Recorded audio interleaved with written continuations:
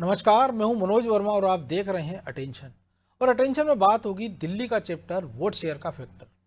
जी, दिल्ली विधानसभा चुनाव में कांग्रेस को करारी हार मिली, लेकिन गौर करने वाली बात यह है कि उसका वोट शेयर थोड़ा सा बढ़ा। लिहाजा इन नतीजों ने प्रदेश कांग्रेस को सोच विचार करने पर मजबूर कर दिया, क्योंकि प्रदेश में कांग्रेस के वोट शेयर का ग्राफ लगातार गिर रहा है। विधानसभा और लोकसभा चुनाव में हम देख भी चुके हैं, और ऐसे में अब सवाल यह है कि क्या दिल्ली चुनाव से प्रदेश कांग्रेस सबक लेगी और प्रदेश कांग्रेस के पास अपने वोट शेयर को बढ़ाने का क्या प्लान है। आज चर्चा इन्हीं सवालों के आसपास करेंगे, लेकिन पहले रिपोर्ट देखिए।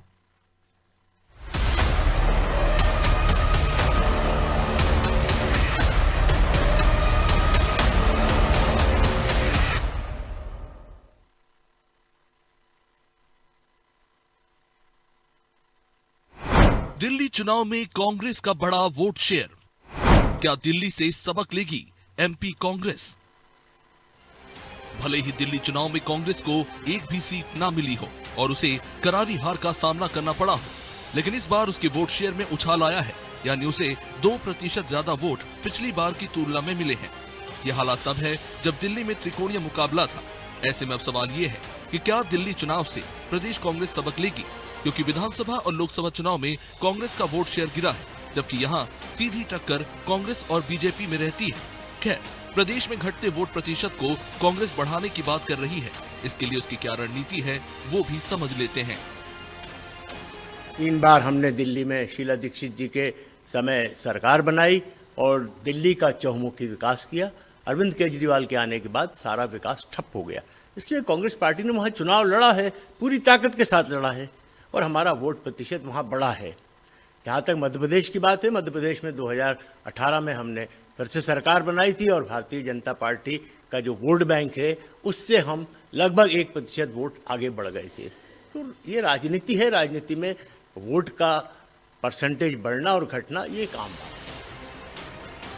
वोट शेयर को बढ़ाना तो एक समस्या कांग्रेस के सामने है ही, साथ ही अपने सहयोगियों को भी साधे रखना उसके लिए बड़ी चुनौती है, क्योंकि दिल्ली चुनाव के नतीजों के बाद तो ममता बनर्जी ने भी कहा कि वे 2026 में होने वाले पश्चिम बंगाल विधानसभा चुनाव को अकेले लड़ेंगे। खैर, कांग्रेस की स्थिति पर फिलहाल बीजेपी तंज कस रही है।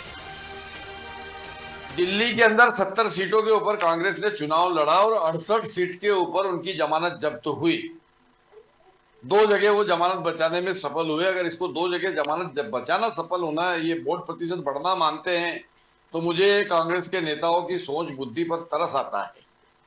और मध्य प्रदेश के अंदर तो जीतू पटवारी जी ने नया कीर्तिमान स्थापित करा। आर्यभट्ट ने जीरो की खोज करी, उसके बाद जीतू पटवारी जी ने मध्य प्रदेश में लोकसभा के चुनाव में डबल जीरो का कीर्तिमान बनाया। जहां वो रहते हैं इंदौर में, वहां लोकसभा में उम्मीदवार नहीं था कांग्रेस का।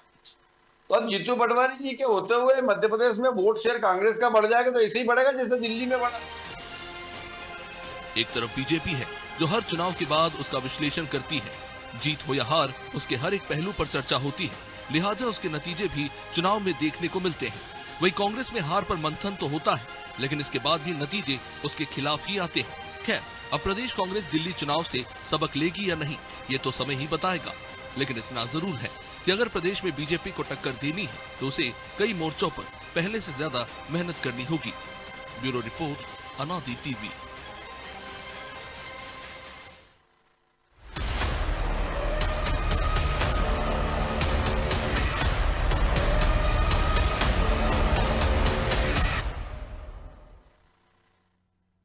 तो इसी पर चर्चा करने के लिए हमारे साथ जुड़ गए हैं वरिष्ठ पत्रकार सुरेश शर्मा और हमारे सहयोगी ब्रिजेश चौक से और प्रभु पटेरिया।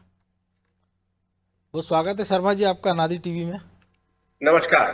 और चूंकि दिल्ली अभी छाया हुआ है, तो हमने कहा इसी पर मुद्दे पर चर्चा की जाए, क्योंकि कांग्रेस का वोट शेयर हम देख रहे हैं लगातार मध्य प्रदेश में इंटैक्ट है, थोड़ा बहुत उतार चढ़ाव है, लेकिन बीजेपी अपना ग्राफ बढ़ाती जा रही, जिसके कारण कांग्रेस इस स्थिति में आ गई है। 18 में हमने देखा था वोट शेयर थोड़ा ज़्यादा था बीजेपी का, सीटें कांग्रेस के पास ज़्यादा थी। दिल्ली में भले ही कांग्रेस ने 2% के आसपास वोट शेयर बढ़ाया, लेकिन सीटें लगभग 14 पे नुकसान पहुंचाया उसने आम आदमी पार्टी को। ऐसा माना जा रहा है कि हार का कारण वही है। हालांकि ये कह नहीं सकते कि वो जो वोट कांग्रेस को मिला था, अगर वो कांग्रेस आम आदमी पार्टी साथ लड़ते तो वो उधर शिफ्ट हो जाता। लेकिन मध्य प्रदेश के नज़रिए से, क्योंकि एक बार कांटे का मुकाबला 2018 में देख चुके हैं, तो अब 28 के हिसाब से जो रणनीति, अगर कांग्रेस को आपको लगता है कि जो वोट शेयर है, क्योंकि लोकसभा के साथ साथ विधानसभा में भी 8% का अंतर आ गया, जो 1-2% के आसपास था। देखिए मनोज जी, एक बात मानने की ये है कि दिल्ली के बारे में यदि कहा जाए तो दिल्ली का जो वोट प्रतिशत है वो हम अपनी जगह है, हम आंकड़े पे जाएंगे, आपको भी मालूम है 2% बढ़ा है। लेकिन आप एक चीज को देखिए कि जो बीजेपी है उसको वोट कितने मिले हैं। बीजेपी को वोट मिले हैं 43,23,000। जी और आम आदमी पार्टी को कितने वोट मिले हैं? 41,33,000। और कांग्रेस को कितने वोट मिले हैं आपको मालूम है? 6,01,000। 6 लाख। अब आप 6,01,000 में क्या नाओगे और क्या निचोड़ोगे?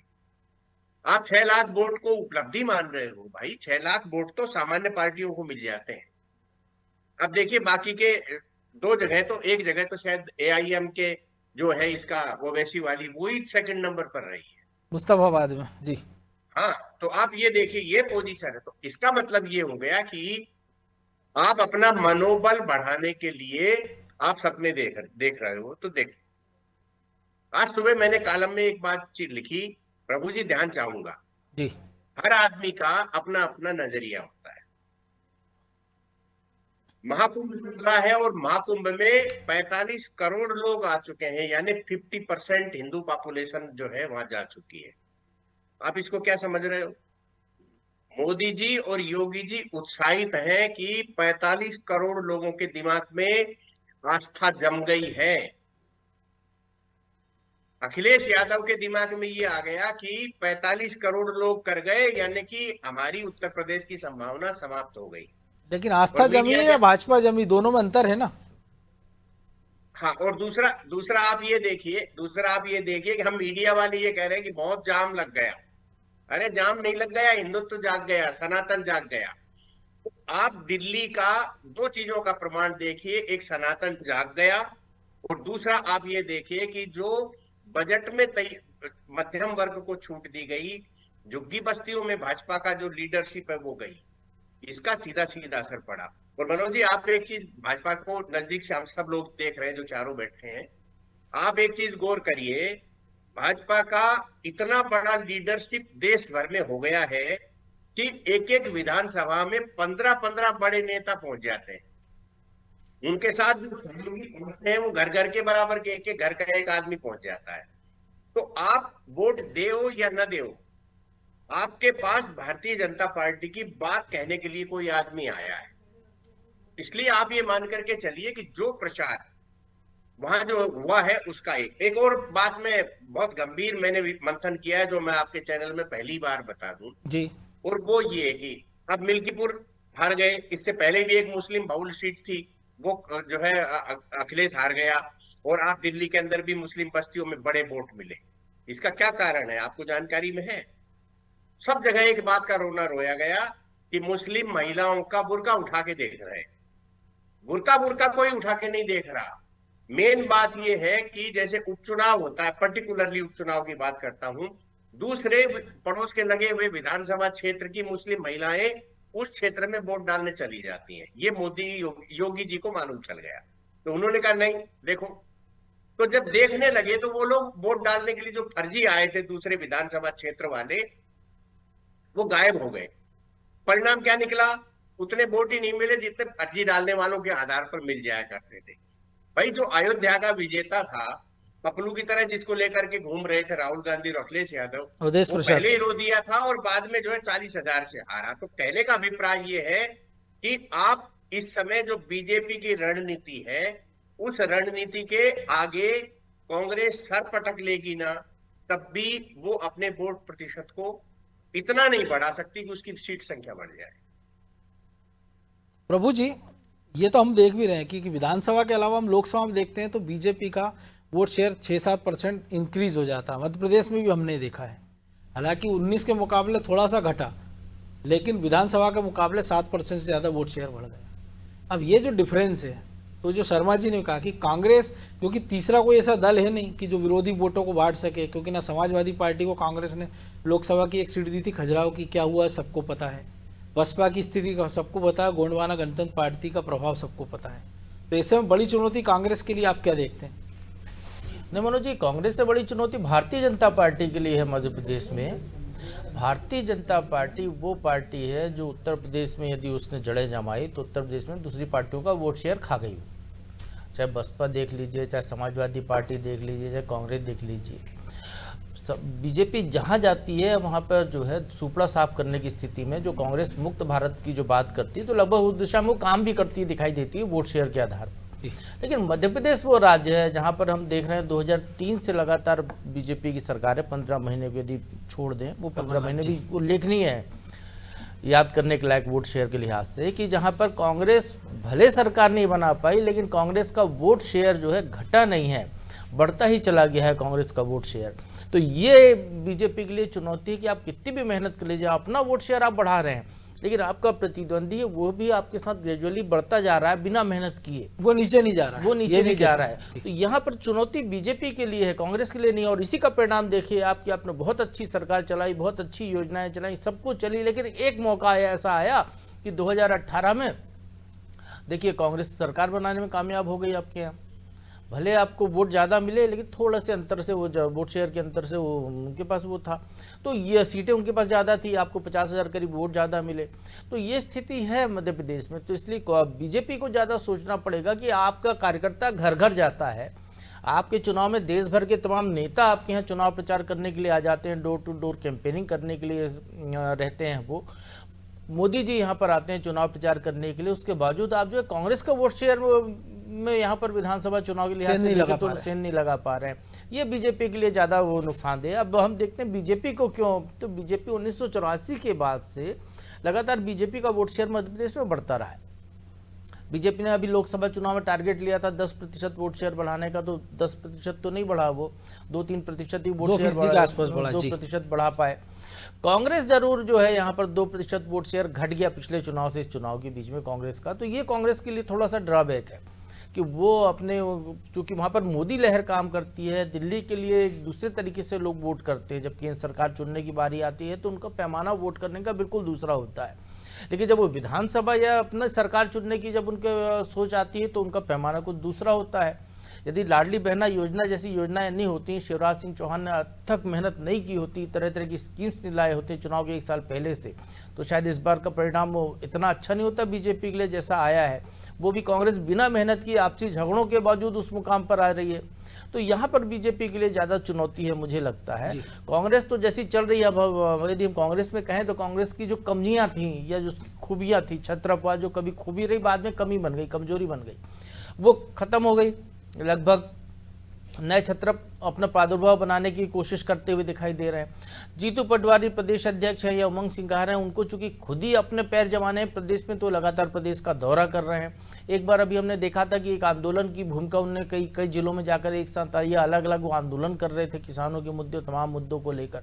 तो कहीं ना कहीं वो अपने कार्यकर्ताओं को बरकरार रखने में, बढ़ाने में, उनका जोश बनाए रखने में ये कोशिश कर रहे हैं मनोज जी, क्योंकि वो कांग्रेस है, हमको याद है कांग्रेस जो आज से यदि हम कहें साल भर पहले की कांग्रेस देखने जाएं तो जिसके तमाम बड़े नेता बैरिकेड देखकर डर जाते थे, वो मंच से नीचे नहीं उतरते थे। और वही कांग्रेस है जिसका प्रदेश अध्यक्ष हर धरना प्रदर्शन में पानी की बौछार खाता है, वाटर कैनन की मार खाता है, कुर्ता फटवाता है, प्रचार होता है उसका कि जिसको भरी सर्दी में पानी की बौछार पड़ रही है या कुर्ता फट रहा है। तो कहीं ना कहीं वो अपने वोट बैंक को बढ़ाने की कोशिश कर रहे हैं, जितना है उसको बचा के रखने की कोशिश कर रहे हैं। तो यहाँ मध्य प्रदेश की परिस्थितियाँ दूसरी है। हम मध्य प्रदेश के बारे में बात करेंगे तो जब चुनाव आएगा मध्य प्रदेश के विधानसभा का, तो साल भर पहले बात करेंगे तो ज़्यादा समझ में आएगा कि कितना असर हुआ जीतू पटवारी की मेहनत का, या कितना असर हुआ सरकार के अच्छी कामों का, ग्लोबल समिट जैसे आयोजनों का। लेकिन सबक लेने के लिए मतलब चुनाव का इंतजार क्यों? क्योंकि अब सामने का नतीजा है आपके कि बिना कुछ करे आपको अगर वोट शेयर बढ़ा सकते हैं तो यहाँ तो कर ही सकते हैं ना वो मेहनत, इसलिए मैंने सवाल किया था जी। तो वोट शेयर बढ़ाने के लिए करना क्या है मनोज जी? कोई आम का पेड़ तो है नहीं कि ज्यादा खाद डालो और आम ज्यादा निकल आए। बिल्कुल, वो जो कर सकते हैं राजनीतिक दल के मुखिया के नाते अपनी सीमाओं में, तो जीतू पटवारी उमंग सिंगार करते हुए दिखाई दे रहे हैं, सड़क पर आंदोलन घूमते हुए दिखाई तो दे रहे हैं। इनके पहले के नेता कब कमलनाथ आपको घूमते हुए दिखाई दिए? मुख्यमंत्री रहते जो आदमी प्रदेश के 10 से 11वें जिले में नहीं गया हो, प्रदेश अध्यक्ष रहते हुए पूरे प्रदेश के सभी जिलों का दौरा नहीं किया हो जिस आदमी ने, तो फिर उसकी तुलना में तो ये बेहतर स्थिति हमको दिखाई देती है। ब्रजेश जी आप क्या कैसे देखते हैं जो प्रभु जी ने कहा, शर्मा जी ने भी कहा? ये चुनौती कांग्रेस के साथ साथ बीजेपी के लिए बड़ी, क्योंकि मोदी के नाम पे एक्स्ट्रा वोट आपको लोकसभा में तो मिल जाते हैं, लेकिन विधानसभा में तो संघर्ष करना ही पड़ता है। निश्चित तौर पर मनोज जी, लगातार हम देख रहे हैं कि जिस वोट बैंक में बीजेपी सेंध लगाने की कोशिश कर रही है वो उस पर उतना भरोसा नहीं कर पाया। चाहे वो बसपा का वोट बैंक देख लें, चाहे अन्य वोट बैंक देख लें, समाजवादी पार्टी का वोट बैंक देख लें, या क्षेत्रीय वोट बैंक देख लें, जो जाति वर्ग की बात पर, आदिवासी वोट बैंक देंगे, दलित वोट बैंक दें, जिसमें लगातार बीजेपी प्रयासरत है। चाहे वो किसी भी स्तर पर जाकर देखें हम, चाहे उनके जो नायक हैं उनको उस तरह से प्रतिष्ठित करने के लिए, आदिवासी नायकों को, चाहे उनकी योजनाओं को लेकर हम देख रहे हैं, लेकिन इसके बावजूद भरोसा क्यों नहीं कर पा रहे? क्या ऐसा क्या है? तो इस पर तो बीजेपी को विचार करने की जरूरत ही है मनोज जी के। लगातार वो इतनी मेहनत करने के बाद, लगातार सत्ता में रहने के बाद एक वर्ग का, एक समाज का भरोसा उतना क्यों नहीं जीत पाया कि वो एक पल में इधर से बदल जाता है। जिस तरह से हमने देखा है कि यदि वो जाता है ज़्यादा तक तो आदिवासी वर्ग है, यदि वो बसपा के पास गया, दलित वर्ग है बसपा के पास गया, तो वो फिर लौट के कांग्रेस के पास आता है। तो ये दिक्कत हमने दिल्ली में भी देखी, जो एससी सीटें उसमें उतनी सफलता नहीं मिली लगातार कोशिश करने के बावजूद। तो ये एक बड़ी वजह है कि क्यों वो भरोसा नहीं कर पा रहा है। क्या जो भ्रम फैलाया जाता है या जो विपक्ष मुद्दे उठाता है उस पर ज़्यादा भरोसा करता है आपकी अपेक्षा पे, या आप वो योजनाएं उनको दे नहीं पा रहे हो, या जो आप पर पहले से ठप्पा लगा हुआ था कि ब्राह्मण बनियों की पार्टी है उससे अभी तक उभर नहीं पाया हो, या लोगों को अब तक विश्वास नहीं लोगों को लेकिन भरोसा नहीं दिला पाए खासकर उस वर्ग को। तो क्या वजह है कि वो वर्ग आप पर भरोसा नहीं करता? उसी वर्ग की वजह से हम 2018 में देख रहे हैं कि सरकार बन जाती है कांग्रेस की, भले ही वो कम समय के लिए रही है, लेकिन गच्चा तो वहीं मिला ना आपको। इसके बाद 23 में भी उतना भरोसा नहीं मिला बीजेपी को, कांग्रेस को ज्यादा मिल गया। देखिए आप इससे आपने कोशिश की उस वर्ग को साधने के लिए, चाहे रामनाथ कोविंद की बात कर लो, चाहे द्रौपदी मुर्मू की बात कर लीजिए, इसके बावजूद क्या वो वर्ग आ रहा है आपके पास? हमने देखा इससे पहले उत्तर प्रदेश के जब चुनाव होते हैं तो रामनाथ कोविंद को किस तरह से दौरे कराए जाते हैं, राष्ट्रपति द्रौपदी मुर्मू का किस तरह से आप इस्तेमाल करने की कोशिश करते हो, लेकिन इसके बावजूद भी क्या वजह है? इस पर बीजेपी को निश्चित तौर पर विचार करना चाहिए कि आप विकास कर रहे हैं, लगातार समाज पर आप फोकस भी कर रहे हैं, योजनाएं भी लेकर आ रहे हैं, लेकिन इसके बावजूद क्यों आप पर भरोसा नहीं? हम आदिवासी क्षेत्र झाबुआ की बात करें मनोज जी, मैं और प्रकाश जी गए थे वहाँ पर। इंदिरा गांधी के बाद यदि किसी को नाम लेने वाला, कोई पहचानने वाला नेता मिला, हमें तो वहाँ पे नरेंद्र मोदी को लोग जानने लगे थे। क्या वजह थी? तो कुछ आपने किया होगा ना। लेकिन आपका जब जो आप कह रहे हैं कि जब लोकसभा के चुनाव होते तो वो वोट प्रतिशत उधर चला जाता, लेकिन विधानसभा के होते तो प्रदेश के नेता क्या उतनी लोकप्रियता हासिल नहीं कर पाए हैं? क्या उन क्षेत्रों में उतनी पकड़ नहीं बन पा पाए? यदि कोई दूसरा नाम था तो शिवराज सिंह चौहान का था कि वो लोग कुछ क्षेत्र में जानते थे। यदि बोलते थे 15 माह किसकी सरकार रही तो लोग कहते थे कि शिवराज सिंह चौहान की रही, 18-19 साल शासन किया तो उसको तो लोग जानेंगे ना। लेकिन इसके बावजूद भी उतनी लोकप्रियता हासिल नहीं हो पाई। इंदिरा गांधी के बाद यदि कोई कह रहा था तो वो ये कह रहा था कि नरेंद्र मोदी। तो आप देखिए कि वो कहीं ना कहीं कमी बीजेपी में भी है, कांग्रेस में भी है, जिसका खामियाजा कांग्रेस को उठाना पड़ रहा है। लेकिन कांग्रेस में क्या है कि वो पार्टी से जुड़े हुए हैं, आज तक वो उससे क्यों जुड़े हुए हैं, ये सबसे बड़ा एक सवाल है। लेकिन ये कांग्रेस को ही सोचना होगा ना कि नरेंद्र मोदी के मुकाबले उनके पास तो कोई है नहीं। वो अभी भी इंदिरा गांधी की नाक लेकर ही जा रहे हैं ना वहां पर। यदि प्रियंका गांधी को लेकर जा रहे हैं, कहते हैं इंदिरा जी की नाक जैसी है प्रियंका की नाक, और यदि जा रहे हैं कि उन जैसी दिखती है, तो उनको भी वो बताना पड़ रहा है इंदिरा गांधी का। उनके पास भी बताने को कुछ नहीं है। इतनी कमियों के बावजूद भी यदि वोट प्रतिशत में ज्यादा अंतर नहीं आता, यदि हम दिल्ली की भी बात करें मनोज जी, तो आप देखिए कि ज्यादा अंतर कहाँ है। यदि जो वोट खिसका है तो कांग्रेस का वोट आम आदमी पार्टी ले गई, बीजेपी के पास तो नहीं आया ना। बीजेपी के पास उतनी संख्या में आता तो निश्चित तौर पर और लेकिन इस चुनाव में तो उन्होंने बढ़ाई है, लेकिन अब चूंकि वक्त भी इतना ही था। बहुत धन्यवाद शर्मा जी आपका। तो कांग्रेस बीजेपी अपनी अपनी चुनौतियां हैं, लेकिन दिल्ली से दोनों के लिए सबक भी है। लेकिन बड़ी चिंता मुझे लगता है कांग्रेस को होना चाहिए, क्योंकि लगातार 20 साल से सत्ता से जो पार्टी बाहर है और निकट भविष्य में भी जिस प्रकार से वो प्रयास कर रहे हैं, लेकिन क्या ये प्रयास चुनाव तक जारी रहेंगे और जनता उनको कितनी गंभीरता से लेगी, ये भी देखने वाली बात होगी। अटेंशन में आज इतना ही, मुझे दीजिए इजाज़त और आप देखते रहिए अनादि टीवी। नमस्कार।